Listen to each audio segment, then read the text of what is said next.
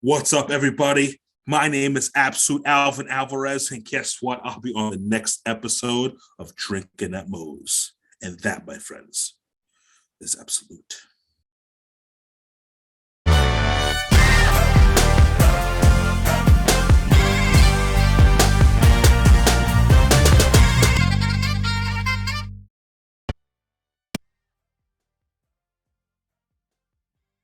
Everybody, welcome to Drinkin' Moe's. Big Mo here.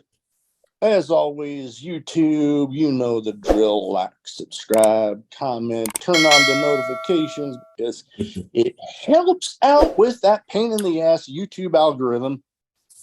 And we're pretty much anywhere you can find your podcast. Today, I have with me from New York, Absolute Alvin Alvarez. How you doing? I'm good, brother. How are you? Oh, like I said before we started recording, I can't complain too much. I know things with Win going on right now with their social media tour that I'm a part of, and I actually get to have on for a second time my first ever interview I did over Zoom, the SATs. I get to have them on again. Hey, yeah. Always a good time with those guys.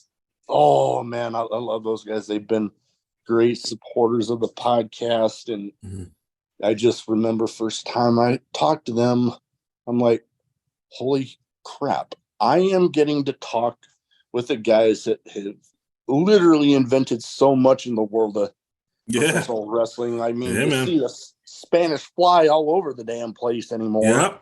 Yep. And I always joke with them. Every time I see somebody do it, I'll like tweet them or something. I'll be like, you did it better. Yeah. They always do, man. They always do. Yeah. SAT is one of the first tag teams I ever saw live at an indie show. And got me to fall in love with wrestling. Yeah, absolutely. Yeah, we'll go into a little bit more of this, but my start on independent wrestling wasn't until I was stationed with the Navy down in San Diego. Okay. And for a while, I thought that this match, maybe it was just one of those things that I thought I saw, but then I didn't. But still to this day, I think I have the DVD with the match on it somewhere. B-Boy versus TJP versus Scorpio Sky. Okay, very cool. Yeah. Hands down, my favorite match I've ever seen. Nice. Very cool. Indie wrestling is something else, man. Something else. Oh, yeah. Nope. And hell, I will go into it in a little bit. But first thing I like to start off with each guest is what got you started as a fan? And then what got you started, making the leap into wrestling? All right. Well, what got me started as a fan, I was always a big fan of Mike Tyson. So I was always a big boxing fan. Loved Mike. My dad used to watch the fights all the time as a little kid in the late 80s. And I just fell in love with Tyson, just his charisma, his persona, the way he carried himself, the way he just struck fear in the entire heavyweight division during that era, Oh, yeah. No, there's something about that saying that he had that to this day, I'm just like, you have to be a badass to be able to pull off a thing like that and to actually have people believe it. It's like, what was it? Everybody's got a plan until they get punched in the face. Yep, everybody's got a plan to take punch. Exactly. And so I was always a huge fan of Mike Tyson. So obviously we all know the famous Holyfield fight when he bit Holyfield, and that was the summer of 97. So once Tyson was kind of out, I had no entertainment outlet. And I wound up just flipping on. I caught Nitro. And the Nitro that I caught was when Lex Luger beat Hollywood Hogan for the belt. And this image I remember in my brain watching this was just the Giant just wiping the title because of the real spray paint, which I thought was super real. And he's wiping it, like trying to get it off the big gold belt, And I just fell in love with that. And I just fell in love with WCW. That was my first love, like the NWO. Like Hogan, I thought there was a real takeover. Like I thought they were taking over the world, and I was like, "Yo, what's going on? Like, who's gonna step up to stop the NWO?" So as a 14-year-old kid, that's where it started. And then from there, I got hooked up. A neighbor of mine, which is actually a Robert Franklin, who's a member of WIN, who's now going to be a manager. He worked at a local pizzeria, Bellarone Pizza, and out here in Long Island. And I saw him, and I actually told him that I was wrestling like backyard and stuff like that. And he actually came by and checked us out and let me borrow his camera, which I broke, which is a funny story I tell all the time. So then, and he wound up saying, "Yo, listen, like we do this like professionally. Like you should come check us out. We're off Lincoln Avenue in Holbrook, which is a town out here in Long Island, and what they have is called the HWA, the Hardcore Wrestling Alliance." So that's when I saw my first ever indie show, and that's when I saw the SATs. That's when I saw Mikey Whipper from ECW, Jerry Lynn from ECW. That's when I saw a lot of ECW guys. So that linked me now to ECW. Here in New York on Long Island, ECW was shown on MSG back then, back in 1988, 1989. It was called the MSG channel. So right away, it was on at midnight because it was so slimy. Like you remember the old ECW stuff, you know what I'm saying? So they couldn't hear that. So it was on this MSG network, which is like a local network, and it was on at midnight to 1 a.m. So I'd stay up now to watch. I think it was, don't quote me, but it might have been Sunday or Saturday night, one of those nights, you know what I'm saying? So I'd stay up and watch it. So that got me there. Then I started watching WCW, so that got me into pro wrestling. Nice. Yeah. Yeah, no, like I mentioned, my start with independent wrestling started in San Diego of all places, and now I'm back home in Omaha, but I got word of places up here because one of the guys would do with his promotion these showcase matches during different promotions, and he often would tell the story about how when things stopped happening with that down there, it was because their showcase matches ended up stealing the shows. And I mean, as being one of the few people around where I'm at now that was actually there, I can agree in large part.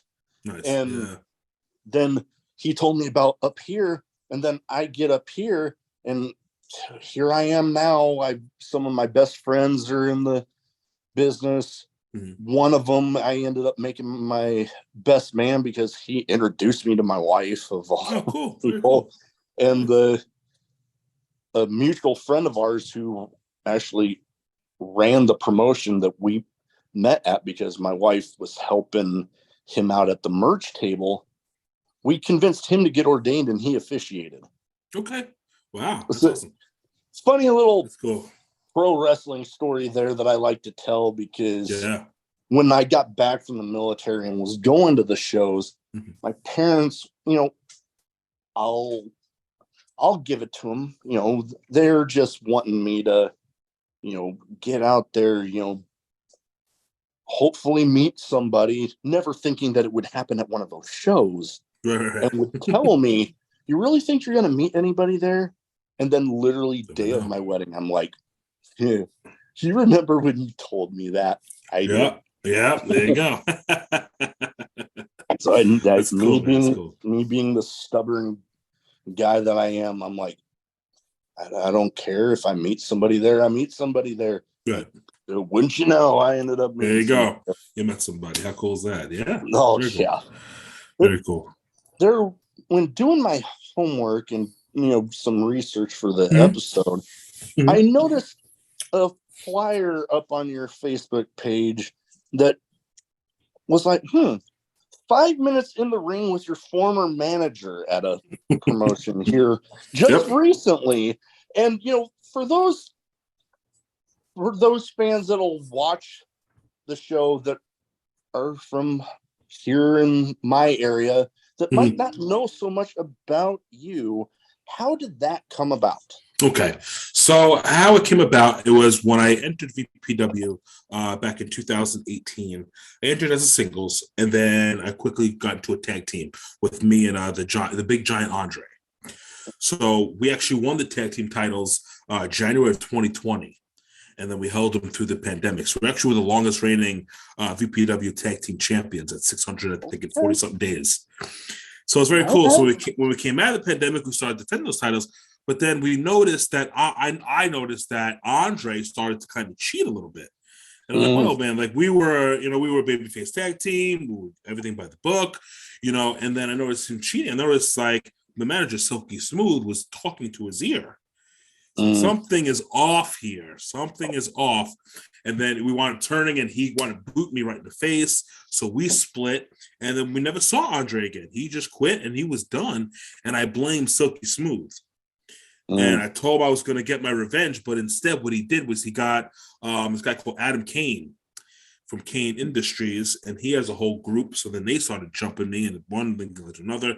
So then finally, if I beat Adam Kane in a Bayshore street fight, which is a local town over here in Long Island, if I beat him in the street fight, I got 3 minutes with the manager. So I beat him, and then right after I was get my 3 minutes, but instead I got jumped. Didn't get my 3 minutes, had to talk to management, made it 5 minutes. So then this show I got was the 5 minutes.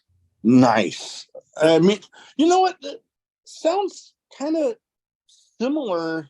I mean, although yours started before, but very similar to a story involving Keith Lee and Swerve. Okay, yep. Where it was like, Keith Lee started noticing Swerve doing some kind of shifty shit there, and then that's now they're going through what they're doing right now. Yep. I've actually met the both of them at a show out about 2 hours from here in Des Moines, Iowa, for Sammy Callahan's promotion, Wrestling Revolver. Okay, yes. Yeah, and that was fun. I had all but given up meeting those two. Yeah. When I ended up going out to my car, I was just going to leave, go back to my hotel. Mm-hmm. And when you know it, there's Swerve filming a promo in the parking lot. So I had a figure there already. I'm like, okay, I'll wait till he's done. And then got to talking to him for a little bit. And then he mentioned that Keith Lee was still there. So I was like, okay, I'm determined. I'll wait here. Ended up meeting them. Cool. That's awesome. Yeah, they're cool, very cool guys. Very cool guys. Yeah, I did a couple of shows with Swerve. I did a show out in Pittsburgh. It was me, Tony Nese, and Swerve. We did a show out there for International Wrestling Cartel, IWC. Okay, yeah, I've heard little bits about IWC there and hearing good things. And now we mentioned a little bit about Wrestling Is Now. The SAT's got that thing up and going, and like you mentioned, I'm being a part of their social media tour right now. I got a couple next week. What is it like being part of something that's literally from being built from the ground up? Because like it just started late last year, was it? Yeah, I think they had a show. Yeah, late last year or very early this year was the one show. Then Paul Laurie and those guys took over, and the kickoff show was phenomenal, man. It was just, we had it in like there's a building in New Jersey. It's called Ridgefield Park, New Jersey. And it's really famous for pro wrestling, a promotion called Pro Wrestling Magic. I don't know if you've ever heard of them. They're big for running in this building. So they made it, it's like a pro wrestling town. And when you drive in, it's like everything's, that's a pro wrestling feel, similar like a St. Louis or something like that. Okay. So when you pop in there, man, all the companies run there. So we ran out of that building and we were able to sell it out. Nice. So first show, sell it out, man, it was great. I would wind up wrestling a guy who I actually watched as I first started watching wrestling with the New York Wrestling Connection. I'm sure you probably heard of them. Yep, I guys have. like Tony, people. Guys like Tony Nese, Alex Reynolds, guys from the Dark Order, all those guys train there. Trent from Best Friends, all those guys train there. So that's where I first saw Dickie Rods as a fan. I was able to get chance to wrestle him at the first Win show, so that was awesome. Nice. And I've heard plenty of great things, including bringing up the SATs again. Along with your match, they had that thing going there, teaming up with Chavo and stuff, and that was pretty sweet. Cool. Yeah, and knowing that they have that connection there, going way back to like the first Ring of Honor shows. Yeah, with Eddie Guerrero. Being there with Eddie, and Yeah. now they're with wrestling is now with Chavo. Yeah. Pretty cool little connection right there. It's crazy, man. And yeah, they had connections with Eddie, connections with Ray. They had connections in Mexico, Puerto Rico. They had connections in Japan. SATs have connections around the world, man. Oh, that they do. You know? I mean, hell, I remember the first time that I interviewed them, I was doing my homework for the episode beforehand, and one of the matches that popped up, I was looking, and I'm like, wait a minute. Because the writing, it was from Japan, and the writing was in Japanese. I'm like, wait a minute. Tomohiro Ishii, when he actually had hair. Yep. And I'm like, holy shit. Tomohiro Ishii is one of my current favorites right now. So seeing they had that connection. Yeah, you mentioned, Mexico, Puerto Rico, and, going to Puerto Rico, holy crap, the history they have, the wrestling history there. And then, good Lord, just recently, the show that had WWE had there with Backlash, holy crap. I would venture to say, and some people may argue, but literally, in my opinion, better show than WrestleMania all around to me. It was a great show. I actually watched it yesterday. The Backlash show, very good, very good. Well, awesome. Holy crap! That reaction Bad Bunny got coming out there, the whole crowd literally just in unison singing that song of his. It's crazy, and even Zelina Vega as well. You know what I'm saying? Oh man, just her reaction from Puerto Rico, was very cool. Oh yeah, no, totally, cool. And going the history they've had there, going all the way back to the dates. I mean, one guy that was making a bit of a return at Backlash, Carlito, his father, Carlos Colon and Abdullah the Butcher, one of my all-time favorites, Bruiser Brody. All the history down there, and some amazing stuff. And one thing that I didn't want to forget when I was doing my homework here, I noticed some, AEW has gone up there to New York area. They were actually there just not all that long ago. And you have actually been in there couple of matches. What's it like? Like, I've heard stories from people that have been involved in some of the dark tapings, being involved on the TV. I've heard lots of good things. What was your personal experience like there? I need to be here full time. That's the first thought. When I stepped out of the ring, I was like, I'm home. I felt more comfortable being in the AEW ring than I feel at independent shows, if that makes any sense. It could be that we didn't call much. I didn't have to remember much. That could be it too.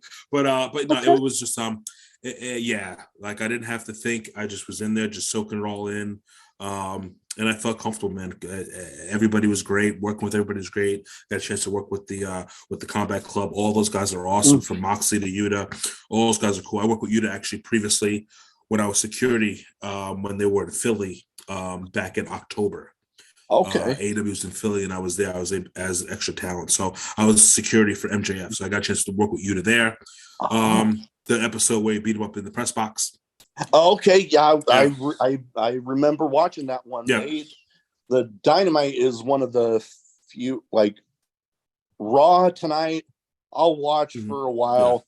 AEW is one where it's like I'm there from the moment it starts to the moment it's done. I remember watching that one. Yeah, and the show I was at, funny, if you're a wrestling fan, the last taping I was at, the one April 5th, UBS Arena, that entire day for a wrestling fan, if you went to that show live, you got a full entire day of wrestling. You got about 8 hours of wrestling. Nice. Because what you got was, doors open at 6 o'clock. What you got from 7 to 8 was about 9 dark matches, which I was a part of one. It was me, Aaron Rourke, and Brother Green's first Dark Order. So I was a part of that. So you got all the dark matches. Then you got 2 hours of live Dynamite, and that's when we worked the Combat Club. Then after that, they did a full 12-match Ring of Honor card, full card, 8-minute matches. So if you were a wrestling fan and you went that night, you got like 7 or 8 hours of pure wrestling. And what was awesome, you got good wrestling because then Ring of Honor followed. And some of the fans left, man, I'll be honest. But no, it like those guys worked their asses off. Like all those matches were absolutely phenomenal. Like it was great. Like if you stayed and you watched the show, you got your money's worth and some of that. I was at the last show they did down in Kansas City because, I mean, unfortunately, as of right now, that's the closest they've come to me, and that's about 2.5, 3 hours for me. Mm-hmm. And good Lord, from top to bottom, I mean, now they aren't doing Dark anymore, but Dark to Dynamite to Rampage, it was just good old time. Yeah. And 2 categories I have here, and you know what? Figure a little bit of an AEW talk. We'll nice little segue here. Mm-hmm. I got some names that you've either shared the ring with or at least shared the locker room with at one point or another. And you give me your thoughts on whoever it is. You got it. Absolutely. All right. First one, guy involved there with the Blackpool Combat Club, Jon Moxley. Awesome. Jon Moxley, quiet guy, definitely a quiet guy, you know what I'm saying? But he very gracious, very nice, gave us more than we actually needed. It was supposed to be just kind of like a come in. It wasn't even supposed to be really like a match, kind of just tight like a beat down total, which it was, but you know, they still gave us a little more. You know, they didn't have to do all that for us. So they definitely took care of his class act. Much respect for Jon Moxley. Oh yeah, no. And he's definitely the type that I've gathered that, you know, backstage he might be a little quiet, but you get that music hits, that red light on the camera, it's a flip. Boom. I've seen a lot of guys that are like that. A lot of great workers are like that. Swerve is another guy that's like that. Tony Nese is another guy that's like that. Where it's very quiet. But when those lights are on, it's showtime, man. Yeah, another guy that I like to think is like that because, I mean, everything I've gathered from people that I've talked to that have had interaction with this guy, Nick Gage. He definitely somebody that, from everything I've gathered, he can be kind of quiet, you know, behind the scenes, you know, but then that first couple of notes hit on his entrance, and especially with GCW, that place turns into a goddamn mosh pit. Yeah, it's funny. I had one of the ladies I used to work with years ago at NYWC. Her name was Pickles. When she'd be training, she'd struggle with training, so she had to do kind of things over and over and over again. But when she was on shows, spotless. Didn't miss a spot, didn't miss a mark. She had training. I would work with her, and we do matches, and she forget stuff. And I'm like, all right, I'm Pickles. Go hit this corner. Nope, not this. But showtime, I didn't have to talk to her, you know, and she knew everything was. And she was right there, and she was over, and friends and family were there. You know what I'm saying? So I did like an intergender match. She was me and J Red versus her and Willow Nightingale. Ooh, yeah, Willow Nightingale right there. I wasn't on my list of people I want to talk about, but you know what? Yeah. Why not? Man, good Lord. The just pure enthusiasm and just the positive attitude that she has and that smile of hers when she's out there, especially during that entrance, is just infectious. Absolutely. What you see on camera is what you see off camera. That is exactly, you know, what Stone Cold always said, hey, I'm Steve Williams, but Steve Austin's only me times 1,000. That's exactly Willow Nightingale. All she is just her, turn the notch up. That's how she is backstage, real life, everything. Yeah. I can see that. Absolutely. Especially Stone Cold being one of my absolute, all-time favorites. I swear, I joke about this, but little hint of seriousness. I don't get starstruck too easily, but if I ever got to meet him, I don't know if I'd be able to get a word out. I don't know either. Yeah, there's certain guys that I haven't met yet that if I do meet, like Bret Hart, one of them, Undertaker, Stone Cold, The Rock, like those 4 or 5 guys, like it's like, hi. Yeah, Like I'm finally like, used to Jericho now. Now I kind of see Chris. I'm like, hey, what's up, what's up, Chris? And it's like, me and Jericho kind of go because I've seen him on Kiss Cruises and stuff, so I kind of know. oh, I kind of met Jericho a number of times, so kind of seeing him backstage is no big deal. But y- but no, but like yeah, but if I see those guys, it's gonna be like, hi, how are you? yeah, no, that is pretty much how I would be if I meet Stone Cold. I have a Yeah. figure that I'd love to get signed, and I'd just be like, Yeah. It's funny, another cool AEW story. When I got back from my dark match with the Dark Order, Paul White was on commentary. So he came by me and he kind of sat down in front of me. So I'm like, hey, let me pick his brain for a second. So, hey, Paul. So I came up. He's like, hey, Alvin, what's up? I go, hey, so anything, critiques? He's like, listen, he didn't really get much in the ring, but, keep working. Just keep coming back, showing your face around. And, someone will see something. We kind of had a nice little conversation. A couple cool stories about Kurt Angle, too. So it was cool. okay. Cool talking to the Giant. Seeming he's one of the first people I ever saw on screen. I know. And him commentating my match is pretty cool. Can't lie. Oh, I can imagine a little bit of a full circle moment there. Yeah, absolutely. Another guy that you've been in the ring with, and kind of talked about being in there with the Dark Order. One of the guys, I guess, a de facto leader, Evil Uno. Evil Uno. Very cool. What's funny is I didn't know what he looked like without his mask on. So I find out the match. So they have all the boards up. So I find out my match and I go in the locker room. And good friends with Tony Nese. Me and Tony Nese are really good friends. And he's talking to somebody. So Tony's like, yo, you got a match? I go, yeah. Working Dark Order. He's like, oh, you. And turn to the guy next to him. And I go, oh, I guess you're Uno. He's like, yeah, hi. I was like, oh, cool. So yes, we're working together. He's like, all right, cool. But awesome dude. Yeah, he gave me, like they always took care of me. You know what I'm saying? Very easy stuff. The match was super easy to do. Definitely kudos to those guys. Definitely. Awesome. Yeah. Another guy, going back to the Blackpool Combat Club, I'm kind of curious because I've been a fan of him for a while. Claudio Castagnoli. I'm probably butchering up the name. No, hit it perfectly. Claudio Castagnoli. Yeah, no. Claudio's awesome. I've been a huge fan of Claudio since his Ring of Honor days. He trained with Mike Quackenbush, with Chikara, and there's a lot of early matches of him with Chikara on YouTube. Those are good matches to check out too. So yeah, I've been watching him forever, and I didn't realize how big he was. I actually met him back in WWE when I was an extra there. First time I actually met him. So I just realizing how really tall he was. So when I see him at AEW, I don't think he remembered me, but when I saw him at AEW, it's very easy, very simple, got together, called the match, very, very easy, very simple to work with, very gracious. You know what I'm saying? Thank me over and over again for doing the pile driver was actually super easy to do. And he's such a pro. And if you watch it, it's so cool how it comes out. Comes out beautiful on camera. Yeah, awesome. Very cool.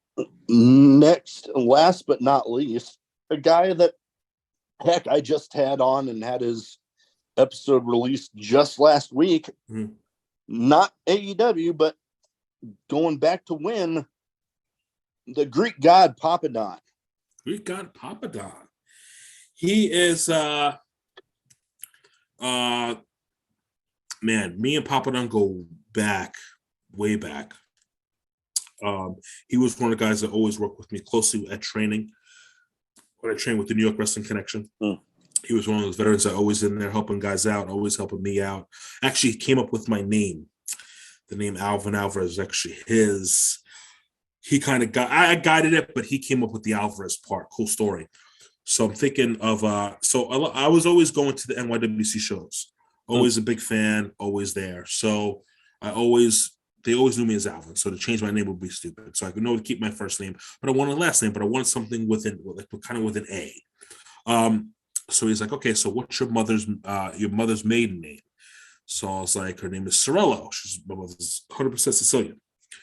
So he's like, oh, how about Sorello Alvarez?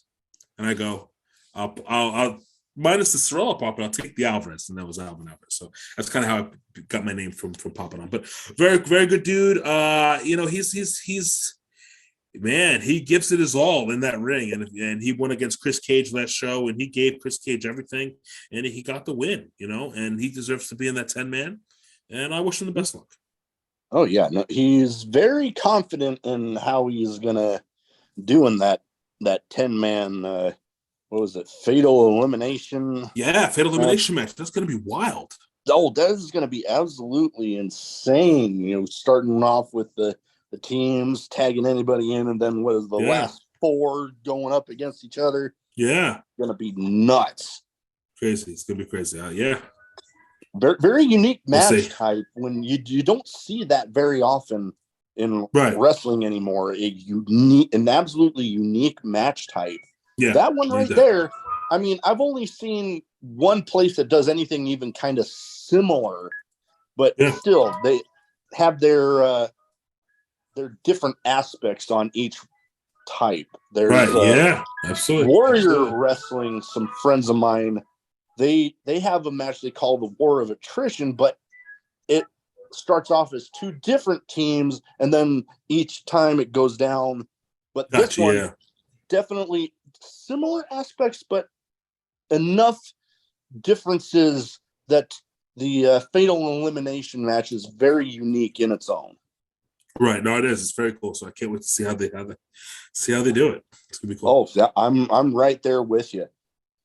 Next, my random question category. I literally only have a couple that I always have in here. Other than that, I never know what I'm going to put in until I'm literally putting my notes together. All right. First one, craziest in-match moment for you. When I took a springboard cutter, but I wasn't far enough from the ropes, and I landed awkwardly, spraining both my ankles. Oh, yeah. No, that'd be. And I had another minute to go in the match. Oh, once two sprained ankles, so that was fun. I can imagine. The match, though. Finish the match. I know I've witnessed a couple. One that I always like to bring up. It actually involves the guy that I made the best man at my wedding. It was this promotion's version of the Money in the Bank ladder match.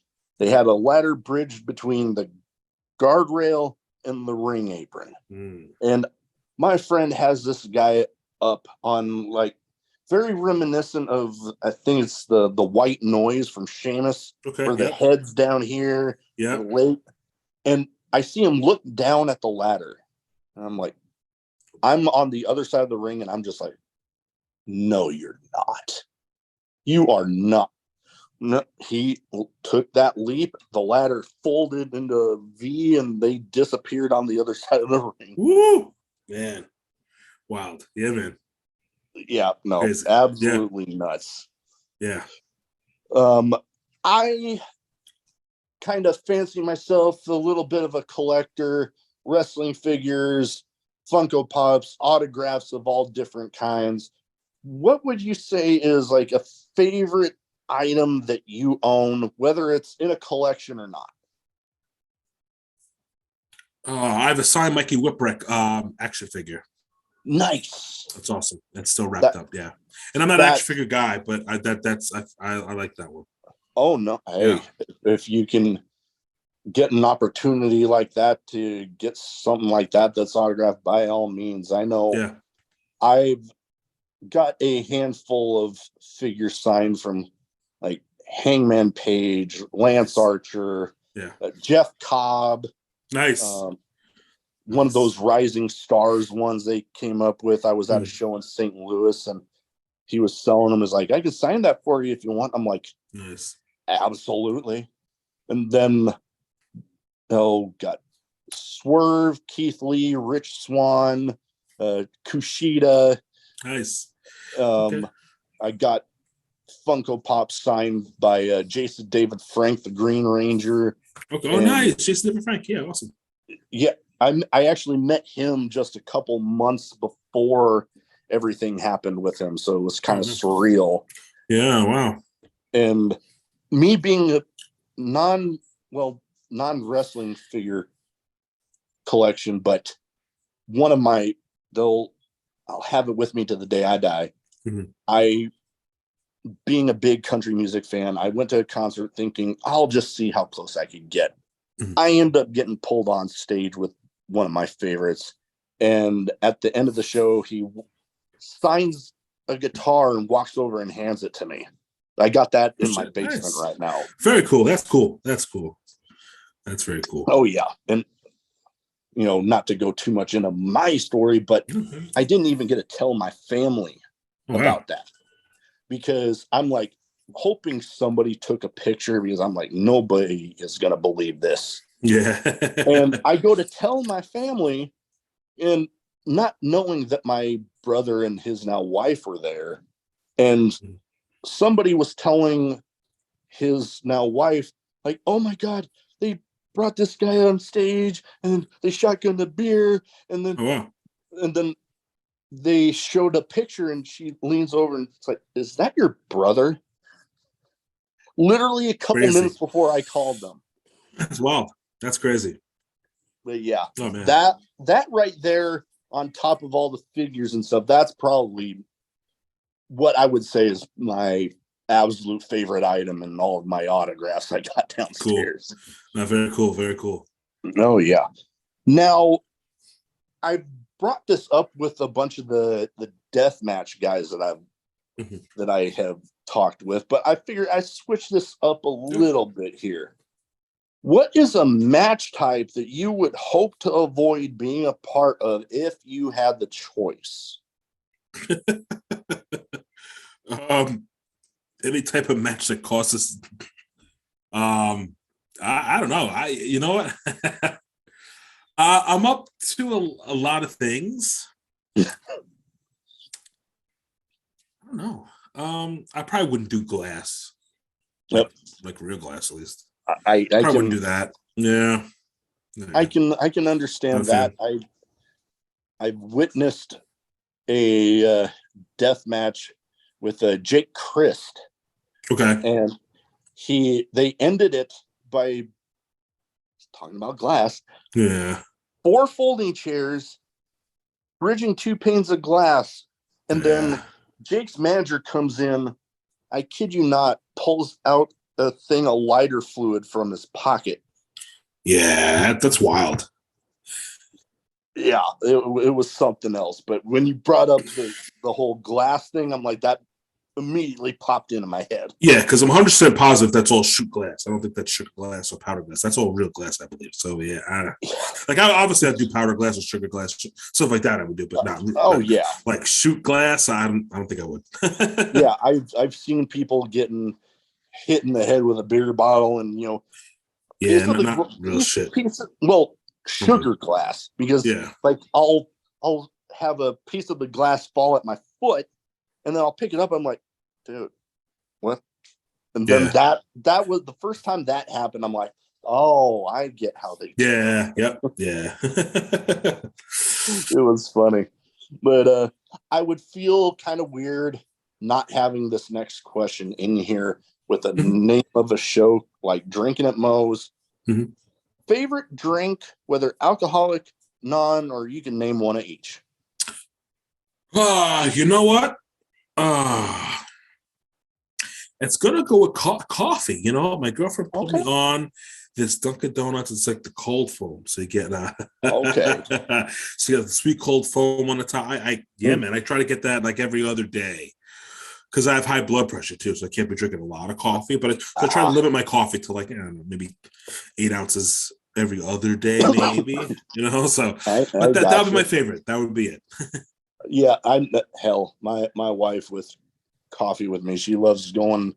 There's a Starbucks literally just maybe a block or 2 away, and every time we go, I can never remember the exact name of what I get, but she does, and I'm just every time we go, she asks, "You want anything?" I'm like, yeah, whatever that thing I normally get is." Yeah, very cool. So yeah, I get that. I know. For me, I mean, other than that, I mean, people might have seen I don't get paid by these guys, but Dr. Pepper, my wife says I got a problem. I tell her only time I got a problem is if I don't have any. Yeah. Hey, that's not bad. Yeah, no, I get a laugh at telling people that one. Yeah, but, of course. Yeah, then I mean, I know I've I've had more on the beer side of things for alcohol, but like people ask about my favorite, and I'm like, I'm an equal opportunity beer drinker. You give it to me, odds are I'll drink it. Yep, absolutely. But last but not least, best advice for anybody wanting to get into wrestling. Professional wrestling, everything is timing. So you can get signed after a year. I've seen guys get signed after a year. I've seen students get WWE extra work within 6 months of training. I've seen guys that have been in the business 20 years and never gotten even a look. So it's everything is timing. You never know. You never know unless you try. Really. Yeah, no, it's definitely one of those things. Like somebody once told me, I believe it was actually in recording this podcast once, that the answer is always no if you don't ask. Exactly. Kind of the same, along the same lines there. You miss 100% of the shots you never take. Yeah, no, exactly. And so, hell, that's how I got a lot of the people I've had on the podcast. Yeah. From up and comers to big names, Hall of Famers, and the like. I literally remember I lost count of how many people that I'm like, I know this might be a long shot, but here, let's see if it sticks. You know what? It's just like I posted on my Facebook, I think yesterday. Like, what if it actually happened? What if the dream you've been dreaming, you actually happened? Like, what if it did? And I've seen guys, like I've trained with MJF. I watched him from when he trained at Creative Pro, and he's the biggest heel in the industry now. It happens. It actually can happen. So now you got to ask yourself, are you willing to put in the work for it to happen? Or you're just going to say, oh, maybe one day, it's like, you have to just do it and see if it happens, because it may just happen. Yep, you never know. Yeah, you might, like I tell people, and I've told plenty of people with, wanting this or that for the podcast and all that I'm like, I know, like deep down, maybe just the confidence I have in what I'm doing, that I'm like, I just need that door cracked open just that little bit. That's it. And then just watch me. I will blow that motherfucker off the damn hinges. I say it to so many people. All I say is, I just want to wrestle in front of Triple H. Just get me in front of Triple H. If he doesn't like what he sees and goes, no, I'm okay, I'll be okay with that. I'll be okay if he never looked at me again. I just want him to look at me, get a shot at me, see what I can do. Because at that moment, if it's meant for me to be, it'll happen right then and moment. He'll sign me right there. So I want him just to wrestle in front of him once. If he says no, thank you, I'll be okay with that. And I'll walk away with my head held high. Yeah, no. I say at least I got that far and I wrestled in front of him and he saw me and he passed. I'm okay if he passes. I'll be okay with a no. But what if I get the yes? That is exactly where I'm at. I'm like, there you go. Oh, I know. You just get me in front of the right damn person, and that door cracked open. I'm blowing the motherfucker off the hinges. Yeah, that's it. That is awesome. Before we go, where can people find you social media wise? So if they don't already have their eyes on absolute Alvin Alvarez, they can go ahead and get them there. Absolutely. You can find me on Facebook at Alvin Alvarez. I'm on Twitter. I'm on Instagram at AJFOR, spelled out FOR4, letter U, number 2, letter C, AJ4U2C. I'm on Instagram, Twitter. You can find me on my YouTube channel, Absolute Alvin. Just type in Alvin Alvarez Wrestler, YouTube Alvin Alvarez. My matches are right there. Absolutely, man. And shoot me a message. Talk some business. Right. We will get. We'll get all the links in the description. Very my cool. Dogs are trying to get my attention right now, so that is probably my clue to wrap it up. Thank you for taking the time to talk to me today. Absolutely, Big Mo. Thank you. Best of luck with everything you have out there. Yes, absolutely, Big Mo, and hopefully we can chat soon. Hopefully I'll be signed to AEW at the time. Hey, that would be all right. I'd love that. All right. Absolutely, my friend. Thank you very much. No problem. Thank you for having me.